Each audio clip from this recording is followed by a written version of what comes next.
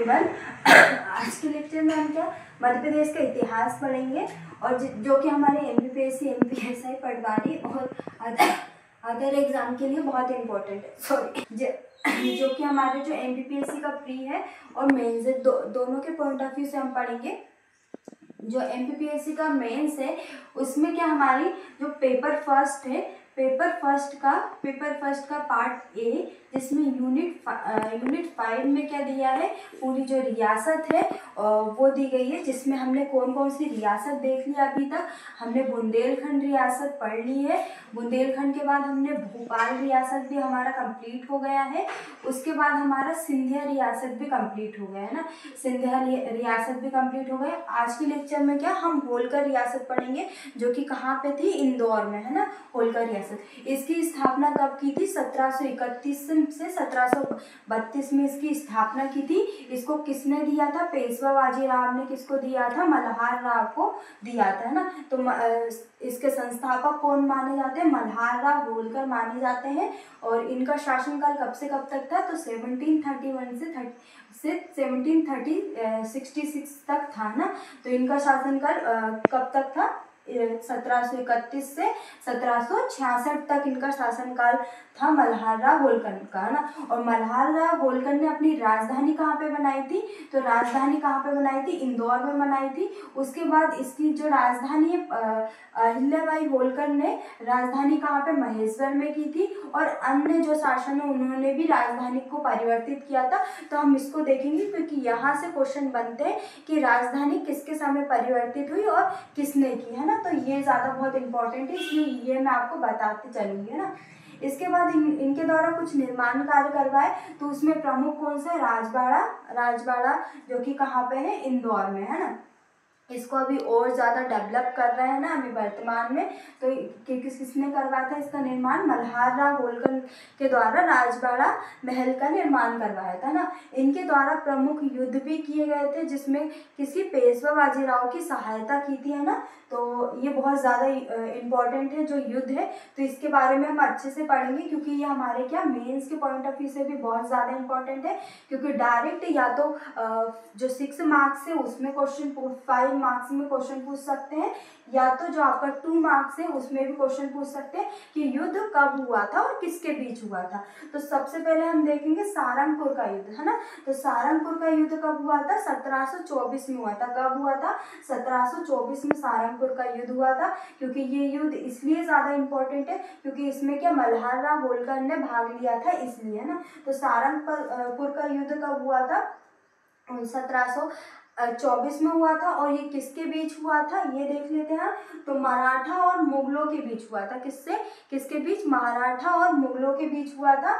मुगलों के नेतृत्व किसने किया था, बहादुर शाह के द्वारा किया था, जो कि मालवा के सुल्तान थे। कौन थे, बहादुर शाह कहाँ के सुल्तान थे, मालवा के सुल्तान थे। इन्होंने क्या किया था, नेतृत्व किया था मुगलों की तरफ से। और मराठों की तरफ से किसने नेतृत्व किया था, चिमनाजी अप्पा ने। किसने किया था, चिमनाजी अप्पा ने। और किसने, मल्हार राव होलकर, है ना। मल्हार राव होलकर, चिमनाजी अप्पा, प्रमुख नेतृत्व किसने, चिमनाजी अप्पा। और फिर उसके बाद मल्हार राव होलकर और अन्य सरदारों ने किसका नेतृत्व किया था, मराठों के तरफ से नेतृत्व किया था ना। और इसका परिणाम क्या हुआ था, हम यहाँ पे परिणाम देख लेते हैं ना। परिणाम क्या हुआ कि किसकी विजय हुई, अंततः मराठों की विजय हुई। किसकी, मराठों की विजय हुई। क्योंकि उस समय क्या मराठा शक्ति बहुत अपने चरम पर थी और बहुत शक्तिशाली थी, है ना। इसके बाद अमझेरा का युद्ध हुआ। अमझेरा का युद्ध कब हुआ, तो 1728 में हुआ। कब हुआ, 1728 में अमझेरा का युद्ध हुआ। और ये अमझेरा का युद्ध इसलिए ज़्यादा इम्पोर्टेंट है क्योंकि ये कहाँ पे, धार के अंतर्गत आता है हमारा। कहाँ, धार में क्या आता है, अमझेरा, है ना। तो धार में हुआ था ये युद्ध। और अगर डेट पूछे आपसे तो कब हुआ था ये, 29 नवंबर 1728 में। कब, 29 नवंबर 1728 में कौन सा युद्ध हुआ था, अमझेरा का, है ना। तो सबसे पहले हम इसका कारण देख लेते हैं कि कारण युद्ध आखिर हुआ ही क्यों, है ना। तो कारण देख लेते हैं इसका कि युद्ध क्यों हुआ। तो क्या युद्ध का कारण क्या था, मुगलों की शोषणकारी नीति, है ना। मुगलों की शोषणकारी नीति, है ना। मुगलों की शोषणकारी नीति है ना, जो मुगलों के द्वारा जो शोषणकारी नीति अपनाई गई थी उसका ही परिणाम थी क्या, अमझेरा का युद्ध है ना। और जो मुगल शासकों द्वारा जो चोट वसूलने का वसूली थी उसका भी इससे मतलब समझो कारण बोल सकते हैं, क्योंकि मुगलों के द्वारा क्या किया जाता था, चोट वसूला जाता था है ना, जो कि उनका प्रमुख कर था ना, प्रमुख कर था ना। इसमें क्या, इसका जो नेतृत्व है अमझेरा के किसने किया था, नेतृत्व किसने किया था, तो नेतृत्व किसने किया था, अगर हम मुगलों को देखें तो मुगलों की ओर से किसने किया था, गिरधर बहादुर के द्वारा, गिरधर बहादुर व दया बहादुर है ना, दो व्यक्ति थे, उन्होंने किया था, गिरधर बहादुर और दया बहादुर ने किसका नेतृत्व किया था, मुगलों की ओर से है ना। और मराठाओं की ओर से किसने किया था, मराठाओं की ओर से किसने किया था, चिन्नाजी अप्पा और मल्हार होलकर, और इसी में ही अन्य जो शासक थे वो भी शामिल थे, अन्य जो सरदार थे वो शामिल थे है ना। अगर इसके परिणाम की बात करें है ना, परिणाम की बात करें तो परिणाम क्या था, इसमें किसकी विजय हुई थी, मराठों की विजय हुई थी है ना। तो हम जितने भी ये युद्ध देख रहे हैं उसमें सब में किसकी विजय हुई, मराठों की विजय हुई। तो हमने क्या देख लिया, कारण देख लिया, इसका नेतृत्व किसने किया और परिणाम क्या हुआ है ना। इसके बाद हम क्या, तिरहा का युद्ध देखेंगे। तिरहा का युद्ध कब हुआ था, तो 1731 में हुआ था। कब हुआ था, 1731 में तिरहा का युद्ध हुआ था।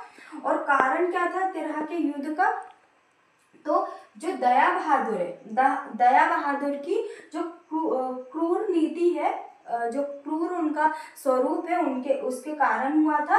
और जनता पर क्या किया था, अत्याचार, जनता पर अत्याचार एक प्रमुख कारण माना जाता है। और मुगलों की जो मालवा पाने की जो लालसा है, उसी के परिणाम स्वरूप कौन सा युद्ध हुआ था, तिरहा का युद्ध हुआ था, जो कि 1731 में हुआ था ना। अब इसका देख लेते हैं कि नेतृत्व किसके द्वारा किया था है ना। तो मुगलों की ओर से इसका नेतृत्व दया बहादुर के द्वारा किया था, दया बहादुर के द्वारा। और मराठों की ओर से इसका नेतृत्व किसने किया था, सिंधियाओं ने किया था ना। सिंधिया थे, इसमें होलकर शामिल थे है ना। और चिमनाजी अप्पा थे ना, है ना। उसके बाद और भी जो पवार थे, उन्होंने क्या, मराठाओं की ओर से नेतृत्व किया था ना। और इसका परिणाम क्या हुआ था, मराठों की विजय हुई थी। किसकी, मराठों की विजय हुई थी है ना। और परिणाम स्वरूप क्या किया था, जो मराठा साम्राज्य, उन्होंने क्या, सिंधिया को क्या दे दिया था, सिंधिया को इसी युद्ध के बाद है ना, हमने देखा था जब हमने सिंधिया रियासत पढ़ा था, तो सिंधिया रियासत की स्थापना भी 1731-30 के आसपास हुई थी। और अभी हम होलकर रियासत पढ़ रहे हैं, तो होलकर रियासत की भी स्थापना को हुई थी 1731। तो हम ये बोल सकते हैं कि होलकर और जो सिंधिया रियासत की स्थापना तिरहा के युद्ध के बाद हुई थी। तो क्या मराठों ने क्या किया, जो सिंधिया को क्या दे दिया, ग्वालियर रियासत दे दी, और होलकरों को क्या दे दी, इंदौर रियासत, और पवारों को भी क्या, महाराष्ट्र का क्षेत्र दे दिया। तो इस युद्ध के बाद क्या, सिंधिया, होलकर और पवारों को क्या, अलग अलग राज्यों का शासन दे दिया था है ना। नेक्स्ट हम क्या देखेंगे, भोपाल का युद्ध। तो भोपाल का युद्ध कब हुआ था, 1737 में हुआ था। इसको हमने क्या, जो भोपाल रियासत है उसमें अच्छे से देख लिया था, पर हम एक बार और अच्छे से देख लेते इसको। तो भोपाल का युद्ध किसके बीच हुआ था, तो भोपाल का युद्ध भी किसके बीच हुआ था, मराठों के बीच व मुगल सेना के बीच है ना। मुगल सेना में कौन कौन शामिल था, तो मुगल सेना में यार मोहम्मद खां शामिल थे, जो कि भोपाल रियासत के नवाब थे। और हैदराबाद के नवाब कौन थे, हैदराबाद के नवाब शामिल थे। और कौन थे, जो बहादुर शाह रंगीला शामिल थे है ना। तो ये जो 3 नवाब थे, उनकी संयुक्त सेना का युद्ध किससे हुआ था, मराठों से हुआ था। और इस युद्ध में भी कौन विजेता हुआ था, मराठों की विजय हुई थी। इसके परिणाम स्वरूप कौन सी संधि हुई थी, दौड़सराय की संधि है ना, दौड़सराय की संधि हुई थी, जो कि 1738 में हुई थी। कब हुई थी, 1738 में दौड़सराय की संधि हुई थी। ये संधि बहुत ज्यादा इंपॉर्टेंट है, संधि की पूछ सकते हैं कि संधि किसके बीच हुई थी? तो ये संधि किसकी हुई थी? मराठा और मुगलों के बीच हुई थी। और स्पेशली यार मोहम्मद खां और जो हैदराबाद के नवाब है और जो रंगीला है ना, तो इनके बीच हुई थी कौन सी? दौड़सराय की संधि। तो हमने भोपाल का युद्ध भी पढ़ लिया। आज के लेक्चर में हम बस इतना ही पढ़ेंगे। नेक्स्ट लेक्चर में हम क्या, जो होलकर रियासत है उसको कंप्लीट कर देंगे, है ना। और इसके बाद जो मल्हार राव होलकर है, मल्हार राव होलकर के पास कौन आते हैं? खांडेराव होलकर आते हैं। उसके बाद अहिल्याबाई होलकर और भी जो अन्य शासन है उनको हम पढ़ेंगे। और उनके द्वारा राजधानी परिवर्तित की गई थी, जो कि बहुत ज़्यादा इंपॉर्टेंट है। ये आपके प्री के पॉइंट ऑफ व्यू से बहुत ज़्यादा इंपॉर्टेंट है। और बाकी जो मैंने आपको जो युद्ध बताए हैं, जो सारंगपुर का युद्ध हो गया, अमझेरे का युद्ध हो गया, तिरहा का युद्ध हो गया और भोपाल का युद्ध हो गया ना, तो ये जो युद्ध है वो मेंस के पॉइंट ऑफ व्यू से आपके लिए बहुत ज़्यादा इंपॉर्टेंट है। और मैंने आपको मेंस के पॉइंट ऑफ व्यू से ही इसको पढ़ाया है कि इसका कारण आपको बताया है, नेतृत्व किसके द्वारा किया गया और परिणाम क्या हुआ है ना। तो ये ज़्यादा इंपॉर्टेंट है। और यही पूछते हैं कि अगर 5 मार्क्स में आपका आ जाए तो बस आप इतना लिख दोगे तो आपके 5 मार्क्स कंप्लीट, आपको 5 मार्क्स मिल ही जाएंगे ना। और 2 मार्क्स में बस इतना वो पूछते हैं कि कब हुआ था और किसके बीच हुआ था, बस इतना इम्पोर्टेंट है और इससे ज़्यादा इम्पोर्टेंट नहीं है। Thank you.